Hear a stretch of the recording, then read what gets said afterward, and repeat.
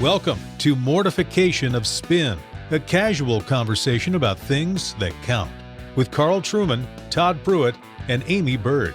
Mortification of Spin is a weekly podcast from the Alliance of Confessing Evangelicals. This week, the Spinners take some time to talk with Tom Askell, Calvinist in the Southern Baptist Convention. Tom's decades in pastoral ministry have given him a valuable perspective on church and doctrine, and his keen insights are worth listening to. Stay tuned after to find out how to get a free audio message from the Alliance of Confessing Evangelicals.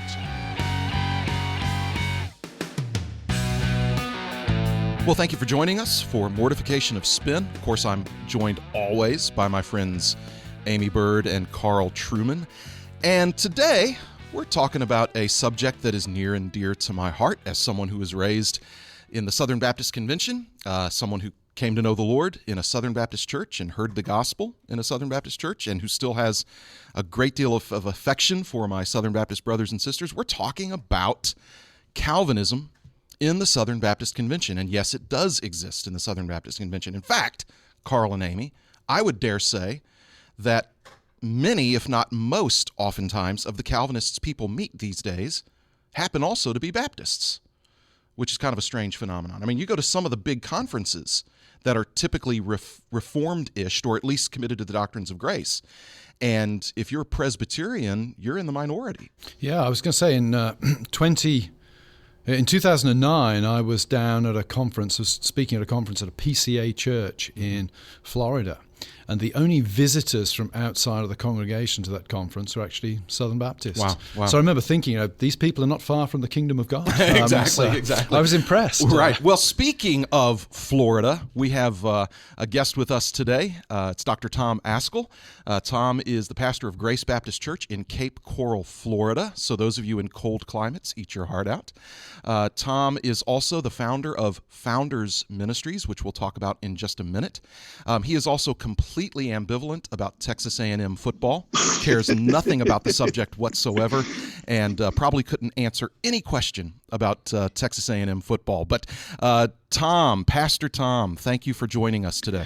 Well, it's my joy to be here with you, Todd. Thank you, and Carl and Amy. Glad to meet you guys. Well, we're happy that you joined us, and as Carl mentioned, there is an interesting phenomenon about Baptists, and even more specifically Southern Baptists, as Calvinists. Now, this isn't a brand new development, but I would guess that the popularity of, shall we say, the doctrines of grace among Southern Baptists is something that is at least in our time fairly recent. However, one of the reasons why we had you on the program, Tom, is that you were a Calvinist before Calvinism was cool. Yes? Yeah, I think that's probably true. Yeah. It's been over 3 decades now. Yeah. So you are a graduate of Southwestern Baptist Theological Seminary in Fort Worth, not exactly a bastion of Calvinism. And in fact, I was going to ask, are they planning on building anything in your honor at Southwestern Seminary? I understand that there is a toilet stall that has my name on it somewhere on campus. Okay. Well, I was wondering if it might be something like that. Also, I was now that I'm thinking about it, Paige Patterson has recently said, which this was crazy because Carl Trueman actually preached at Southwestern Seminary several weeks ago, which I thought, that shocked me. That kind of turned my world upside down.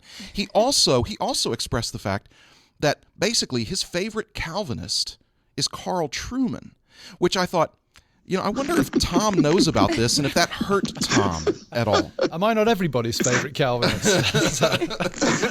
Because I was thinking, Tom, that you might be Paige Patterson's favorite Calvinist, but you apparently don't make the list. Well, that's one of many lists that I have not made, so that's not any surprise there. And I understand why Carl Trueman would be Paige Patterson's favorite Calvinist. Carl Trueman has a great following. I've been his fanboy for many, many years. Oh, he's one of my favorite celebrities. Oh, nice. Carl Trueman is your homeboy? Yes, perfect. Tom, so why you're the founder of Founders Ministries. Now, why the name Founders? For those who may not know why that's important. Yeah, and I don't know that it's fair to say that I'm the founder of Founders. I'm one of 7 men that helped begin this ministry 32 years ago. Yeah. And we called it at the time, wanting to have just a pastor's conference, we called it the Southern Baptist Conference on the Faith of the Founders. Mm-hmm. And that was just mercifully shortened to Founders Conference after a few years. Yeah. But the reason for that is that the founding of the Southern Baptist Convention was led by men. 293 delegates showed up in May of 1845 in Augusta, Georgia. Every one of them came from churches or associations held unambiguously to the Second London Baptist Confession of Faith, either in its Charleston or Philadelphia expressions. And so there was no doubt that those who formed the entity that became known as the SBC were Calvinists. Calvinism was the cradle in which the SBC was rocked. Yeah. Yeah, which is huge, and I think a bit of history that most Southern Baptists are unaware of. Yeah, that's gotten much better. I mean, certainly from definitely. my days at Southwestern, I had professors that did not know that and found it very difficult to believe. Right. But today, because of the material that's been published and the ready access to it, anyone who wants to be informed can be. Right. Why do you think there was such antipathy then towards Calvinism in the Southern Baptist Convention, Tom? When? You're talking about over the last 30 or 40 years or longer? I suppose my own knowledge of the Southern Baptist Convention is fairly limited and really of the fairly recent history, but it seems to me that there's a lot out there of fairly aggressively anti-Calvinist rhetoric in certain quarters of the Southern Baptist Convention. Well, yeah, that's true, and it's really interesting because it depends on your perspective, where you're sitting from. From my perspective, some of that anti-Calvinism rhetoric has died down over the last 5 or 6 years, which may seem strange to someone from your vantage point. However, it's still there, and there's still pockets where it is pretty intense. And I think there's several reasons for it. I do believe that some still do not want to acknowledge our history. They've gone from saying Southern Baptists have never believed that to now saying, well, yeah, that was one of the streams that were present in the early forming of the convention. And of course, that's a historian's debate, and I'm always happy to listen to it and enter in a little bit to it, because some of the arguments that are used by those who are opposed to Calvinism and wanting historical support actually play right into the very case that we've been making now for decades. And so the history that they appealed to when looked at from theological vantage point actually supports the argument that I just made earlier, the assertion that I just made earlier. So, but I think that the antipathy goes much deeper than that, because here's the reality. If what we believe about the gospel and how the gospel works, and I do believe those who are not full-blown Calvinists can know and love the gospel and believe the gospel and preach the gospel. I'm not suggesting that. But in terms of how the gospel works, in terms of what happens to a person when he becomes a Christian, how a person becomes a Christian, what a Christian is, and then what a church is that is formed by Christians, and in our Baptist context, with a commitment to a regenerate church membership, if what we believe about those things is true, then that is an indictment on much that has been taught and practiced for at least 2 or 3 generations, pretty commonly within the Southern Baptist context. And so that's a pretty hard and bitter pill to swallow for folks. So, Tom, given the fact that the Southern Baptist Convention was founded by men who were clearly Calvinistic in their soteriology, given the fact that the very first, correct me if I'm wrong, the very first Southern Baptist Confession of Faith, wasn't it the Abstract of Principles? That's correct. Which is basically, wouldn't you say, a derivative of the Westminster Standards, just a Baptistic version? Yes, it's an abstract of the Second London Confession of Faith. Yeah, and James Boyce, who was the founder of Southern Seminary, referred to the Westminster Confession as, quote, our confession. Wow. Okay, so how does a denomination then founded in that way, how did it drift off into the more revivalistic, really in a lot of ways Arminian type of theology and practice? How did that happen? Well, I think that in general that we see that all across life. There's just this always downward pull because of sin. There's always a drift away from what is true and right and good.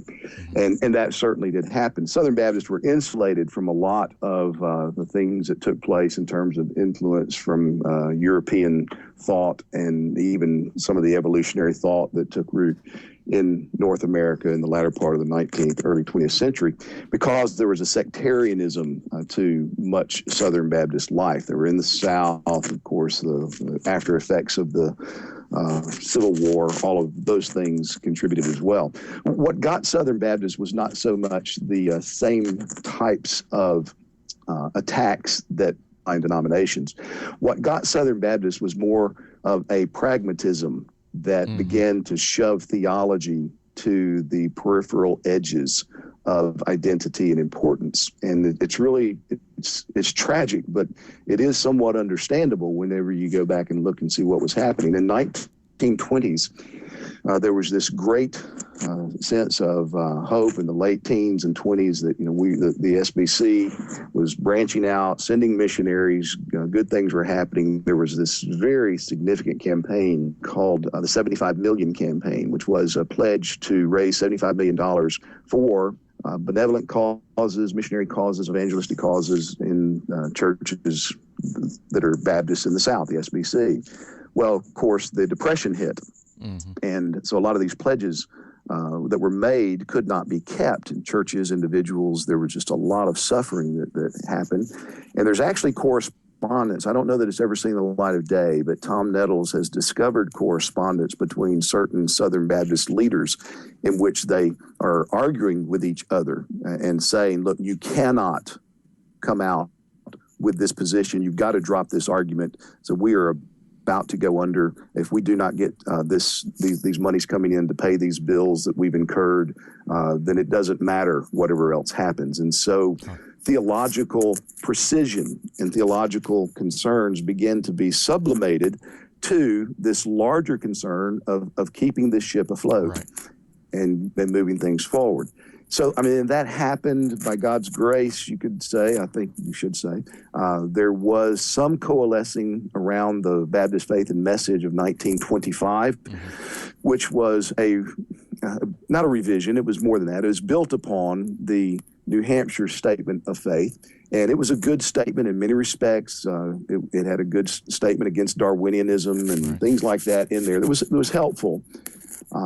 But from that, then, there just began to be this assumption through the 30s and 40s that, we all agree on these things and we've got bigger fish to fry right now. In the 1950s, there was an explosion of institutional institutional causes, maybe is a good way to put it. Of course, it was after World War II, so the nation has this can-do attitude and spirit about it. And if you look in the 1950s, there were more institutions and more movements formally begun by Southern Baptists than I think really in any other decade of our history. And again, and it was very pragmatic, methodological. A million more in 54 was a campaign. And then it was, nobody named it, but it should have been called Try to Keep Them Alive in 55 because you couldn't find them after the fact. But that was one of those big deals. So we come into the 60s then, and the unifying identity of Southern Baptists is methodology. We do what we do in certain ways that identify us as Southern Baptists. And so you had we had envelope cards or envelopes that were used for offerings. They had little boxes where you check off your daily Bible reading, daily prayer. I remember those, So that was kind of Southern Baptist identity. Exactly. That was our marker. It was methodological. So identity moved away from any, other than as far as doctrinal specifics go, apart from just the most general type of evangelical affirmations, identity really moved from being grounded in any specifics doctrinally into more pragmatic and managerial type concerns. Yeah, absolutely. Yeah. And it wasn't that there was a rejection or outright denial. Right. It was just, doctrine was no longer at the center. I took some real encouragement, sadly so, but encouragement in reading David Wells's books, in which he made this case for a broader evangelical concern, and just seeing, that's exactly what happened to the SBC, not for the same reasons always, but the exact same thing happened to theology. Exactly. So in the 60s, then what began to happen in the 50s and 60s is our institutions were not rigorously theological, confessional as they had been. And there began to be this, this sense of envy or desire for respectability in the academy. And so many of our scholars, or those that aspired to be scholars, were very desirous of being recognized by the broader academic world. And of course, you can't have any respectability if you believe in things like creation and or atonement. Bodily. Yeah, that's right. So all of these doctrines then begin to be questioned, and there was a big turn as well in theology that impacted Southern Baptists in the 20s and 30s, with a personalism that came in largely through E.Y. Mullins, who was a giant of an influence among Baptists in general, and specifically Southern Baptists.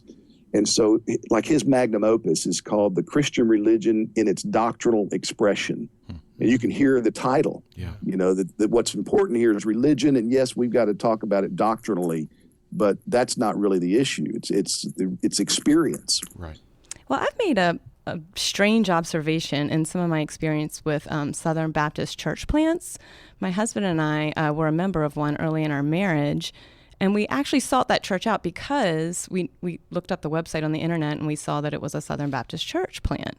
But then in talking to the pastor and the lead team, we noticed they wanted to kind of be on the down low about the fact that they were a Southern Baptist church. And I've noticed that in a couple other churches that are Southern Baptist affiliated, yet don't really want to identify themselves that way. Are you aware of this, or have any comment about that? I find that kind of strange. Well, it might be strange on one level. On another level, to me, it's completely understandable, because Southern Baptists have done some things that haven't been always wise. And there have been a lot of things done in the name of Southern Baptists that the rest of us get painted with that isn't necessarily fair. So I can understand that. I think a couple of years ago at the SBC, it was agreed upon that you could call yourself Great Commission Baptists as well. And so a lot of, I assume, we'll start doing that. So, there's maybe some embarrassment. There have been some things said and done publicly by some Southern Baptist leaders in the years prior to the most recent 5 or 6 that have just been inexcusable, and positions staked out that they weren't necessarily bad positions, but the way that they were articulated and defended just made you want to shake your head, if not more. Right. So I get that. And then also just the whole demographics. We have people in our church who have, some have come to Christ, and they have family and friends up in the Northeast. And the questions they get is, tell me that you don't go to one of those snake handling churches. This is a Southern Baptist church. What do you do? I mean, I've read about those people, that type of thing. And so there's just a lot of baggage with that. And if a church getting started doesn't want to carry that baggage, that's no big deal to me. I don't have a problem with that. Mm-hmm, mm-hmm.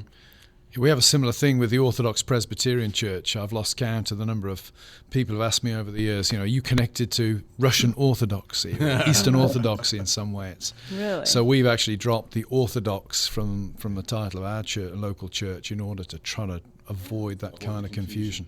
And I would imagine that would be pretty common confusion up here in the Philadelphia area, especially, because of the presence of Russian Orthodox, Eastern Orthodox, And there's the whole problem that Carl's name's attached to the Carl's church. Name as well. They dropped my name from the signpost as well. Now, Tom, the whole reason we had you on here today, all of this Calvinism and Southern Baptist, that's all been a smokescreen. Okay. The main reason we've had you on is because we want to know When is the Southern Baptist Convention going to do something about Stephen Furtick and Ed Young Jr.? Who? We call them the gifts that keep on giving. That's what we call them here. I think there are some people that are surprised when they find out that those men are Southern Baptists and that their churches are Southern Baptist churches. Yeah. One other question, Another Tom. reason why you might not want to identify. One last question, Tom, before we close out is Todd is a Southern Baptist apostate. What do you guys do with apostates? Do you have kind of fatwas? Can I legitimately put Todd to death after the show or something on your behalf? No, we get in a back room that's filled with smoke and we hang them in effigy. I want to buy one of those effigies. Yeah. You could lure them in there with the pipe smoke. Absolutely. Wait, now I have a question as well. Amy, you said you and your husband sought out a Southern Baptist church because it was Southern Baptist. Good follow. Right. Are you guys Baptists? No, we're Presbyterians now, but So you're apostate as well. yes. So two of the three. Yeah. Well, and I was a Reformed Two Baptist, of the so I'm three an that I've apostate seen. I grew Baptist. up Southern Baptist, so yeah, I have a strong connection to the Southern Baptist. All three of us came to Christ through Baptists. Yeah. How about that? What does that tell you? Yeah. Well, it tells me that you have forsaken your mother. Well, and I will tell you this in all seriousness. It tells you that one of the things is, as goofy as some corners of the Baptist world can be, just like some corners of the Presbyterian world, there's a whole lot of Baptists over the years that have been very faithful to the gospel. And we're thankful for that. I grew up hearing the gospel in a Southern Baptist church, and so it's a great thing. But it's fascinating to me. You guys ought to do a show on this sometime. The number of very useful servants of Christ today who formerly were Baptists, or more specifically, formerly Southern Baptists. Yeah. Starting with Todd. Yeah. Yeah, I mean, Jerry Bridges and Michael Horton and Bert Parsons. I mean, the list goes on and on and on. It's a great point. I mean, I've joked about the fact that the PCA would be half the size it is or less if it weren't for all the former Southern Baptists that are among us. Make that our subtitle. Yeah. But anyway, Tom,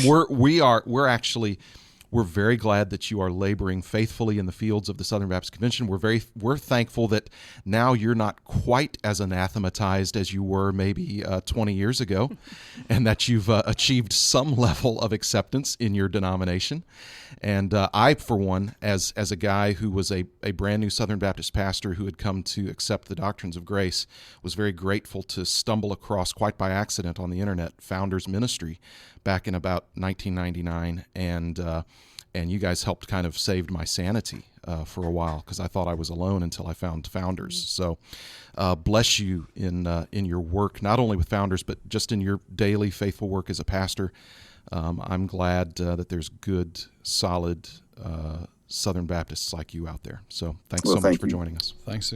Tom, hope to see you again sometime, and thanks for joining us. And for all of you that listened in, hope this has been a good and fun and helpful conversation about things that count, and we'll see you again next time. Glory, hallelujah, I shall not be moved. Anchored in Jehovah, I shall not be moved, just like a tree that's planted by the waters. I shall not be moved. Thanks for listening to Mortification of Spin, a podcast of the Alliance of Confessing Evangelicals. The Alliance is a coalition of pastors, scholars, and churchmen who hold to the historical creeds and confessions of the Reformed faith and who proclaim biblical doctrine in order to foster a Reformed awakening in today's church. Go to our website, mortificationofspin.org, to download a free MP3 from the Alliance called The 5 Points of Calvinism by Roger Nicole. And come back next week when Carl is too busy being famous to talk with Todd and Amy. Unfortunately, the much-beloved Carl Trueman is on tour right now, or as you might know him, Rev Master T, is on tour right now through Australia and doing what he does best, his art, his hip hop, his rap. You can feel it. Carl's got the rhythm. In his place, they found the author of a new book on Luther. It's great to be on the program. I'm slightly disappointed that the witty, intelligent, and good-looking one isn't available today, but I'm very happy to be interviewed by you two also-rans. We'll see you next week. Don't forget to stop by mortificationofspin.org to download your free MP3.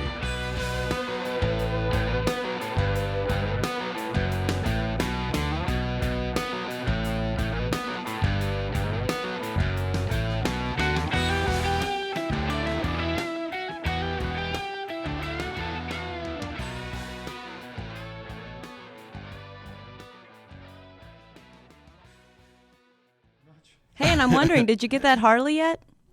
No, I did. Why don't you guys go back and put a tag in on this program for a fund for Tom Asker's Harley? That's a great idea. We should do that for him. Should do that. That'll Yeah, make you right? a cool Calvinist. Absolutely. There you go. Absolutely.